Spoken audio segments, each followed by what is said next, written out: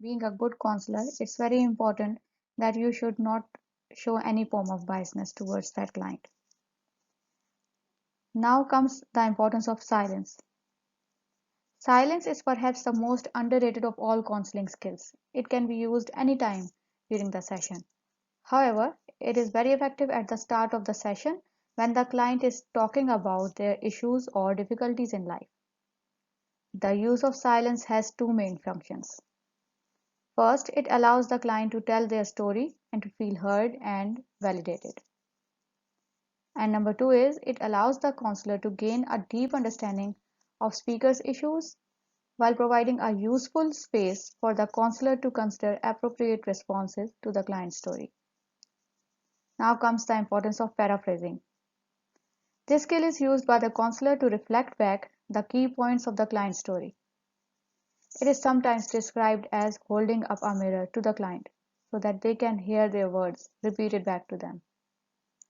This skill has three important functions. One, it lets the client know you are paying attention and hearing them. Two, the client can be sure that you have listened and gives an opportunity to correct or add information. Three, it gives the opportunity for the client to hear the power of their own words. Let's take an example. For example, a client A said, "My father is very ill and I am worried. He lives a long way away and I will have to get the train to see him. I really cannot afford the fare as I have very little money at the moment." So, how the counselor must respond? The counselor can say, "You are concerned about your father's health. Traveling to see him is giving you money worries as well." So, you should be thoughtful that paraphrasing is rewording the client story in your own words. Avoid repeating back what's said word for word. That is not paraphrasing. That's a paraphrasing.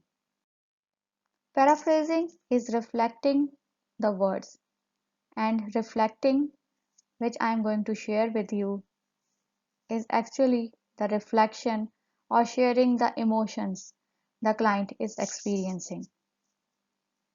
Reflecting is the skill that can be used in conjunction with paraphrasing. This skill picks up on the emotion showed by the client as they are telling their story. For example, client A clenching her fists.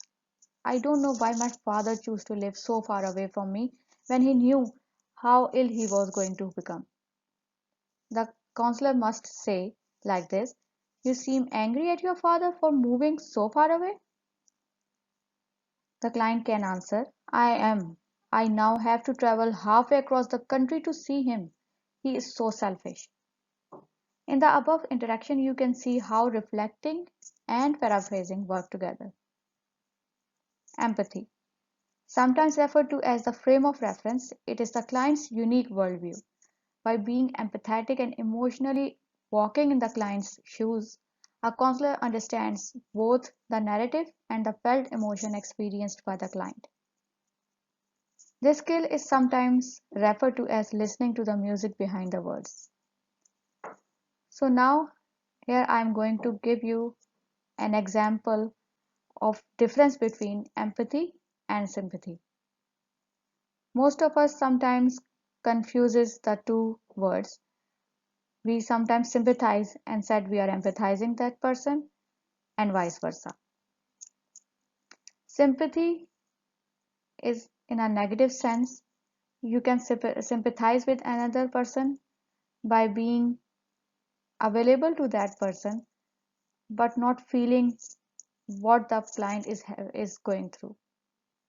Empathy, as I said earlier, is the walking in the client's shoes situation. So as a counselor, you should empathize, not sympathize. Focusing. It is a useful skill if a client brings lots of issues to the session. By asking the client which issue is most pressing, the counselor and the client have a clear understanding of what is being worked with. Usually, when the major issue is in the focus of work, other issues tend to fade away or resolve themselves because many times they are the byproduct of the main problem. Clarifying. Sometimes clients give a lot of information all at once which makes perfect sense to them but can be confusing for the counselor to understand. Clarifying is a skill that uses a question to help the counselor get a better understanding of the client's story. Take an example of client A. Ahmed has always been selfish. Counselor can say, "Who is Ahmed?" The client can reply, "Ahmed is my father's name." Use of questions. In counseling, questions should be used with the skill of clarifying and understanding, not to probe or interrogate the client. If questions are asked, they should be open and not closed questions. For example, closed questions can be, "Are you feeling sad today?" The client can say yes or no. But open-ended question can be like that, "How are you feeling today?" By using open questions, you allow the client to speak more about the issues as opposed to responding to a closed question with a yes or no. Summarizing. This skill is used towards the end of the session and is effectively a longer paraphrase. It is a useful way for the counselor to reflect the key points of the sessions before bringing it to the respectful close. Immediacy. Feldham and Dryden in 1993 described immediacy as the key skill of focusing attention on the here and now relationship of the counselor and client with helpful timing in order to challenge defensiveness and for heightened awareness. Using immediacy means that the therapist reveals how they themselves are feeling in response to the client. Finally, listening to understand instead of listening to respond is the basis of forming a trusting, mutually respectful relationship in which clients feel safe and secure enough to discuss difficult issues. When this happens and the above skills are used properly, clients can see and embrace the changes in their life. Last but not the least, eye contact. In Western cultures, looking someone in the eye is seen as a sign of honesty, integrity, or that you have their undivided attention. In certain Asian countries, it can be seen as a sign of disrespect or rudeness. When using counseling skills, always be culturally aware. So now what is counseling? Counseling is about understanding to help you make a sense of what is happening in your life, being non-judgmental, confident, changing. Counseling can help you work out what changes you want to make and how. Responsive to individual needs and listening, having time to talk to someone who listens. So as I have started my podcast with the listening skills and the importance for the counseling session to be. So here I am going to share the counseling principles with you. First, counseling is based on recognition of the dignity and worth of the individual and on his right to personal assistance in time of need.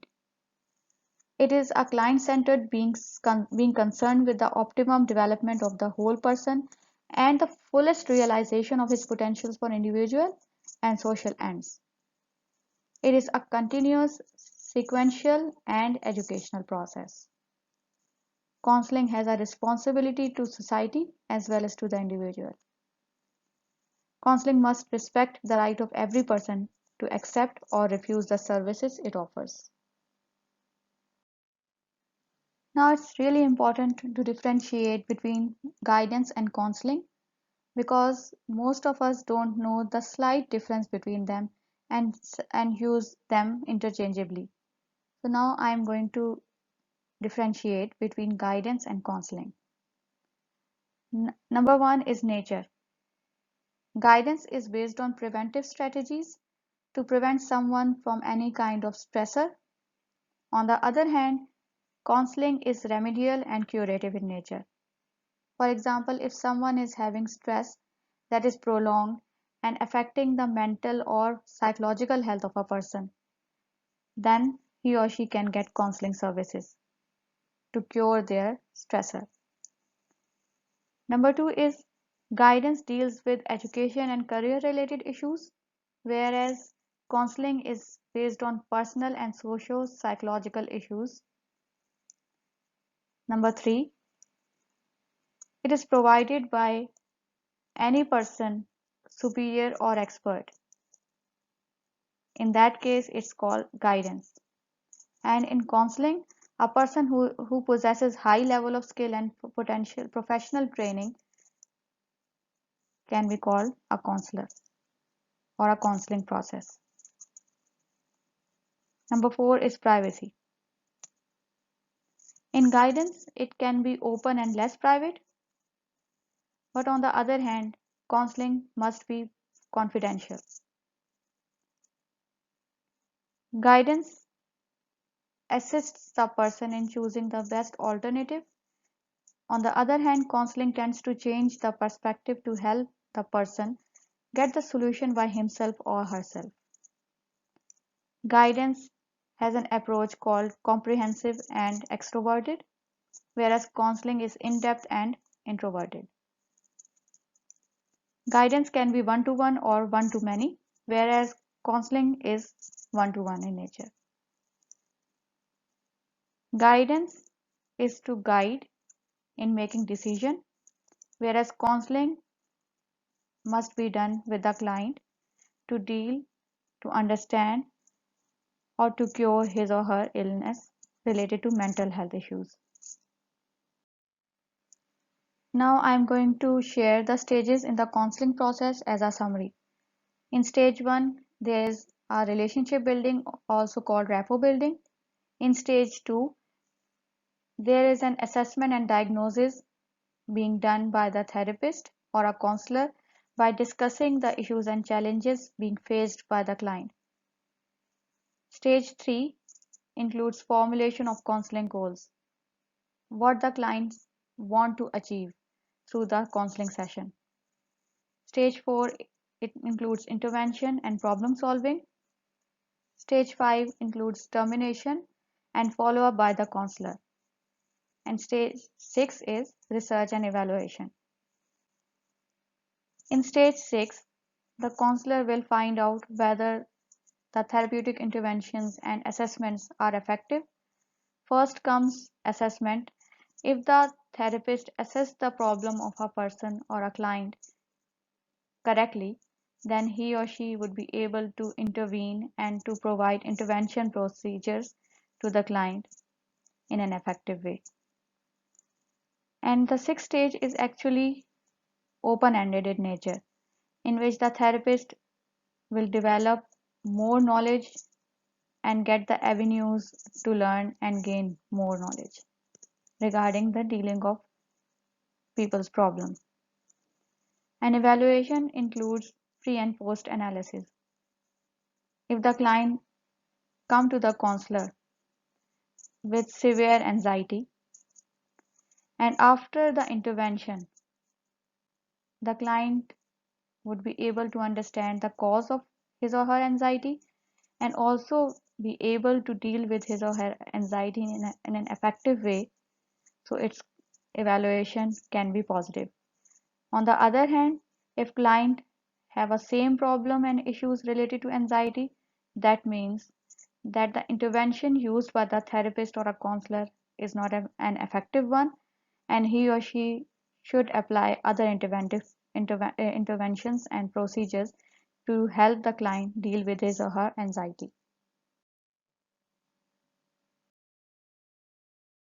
I have given you the key counseling skills before, and these are very important skills that a counselor or a therapist must have. Nowadays, due to pandemic, everyone is in anxiety or in a stress of getting that virus. So there comes the trend of online counseling. Through online counseling, the person can get the guidance by the trained professional to deal with his or her problem or issues. In my opinion, online counseling is effective but not as effective as face-to-face one. But through online counseling, you can have an access of qualified personnel to help you out in dealing with your stress or anxiety. I hope this podcast is helpful for you. For more podcasts, visit to my YouTube channel. Also share and subscribe this video. Thank you.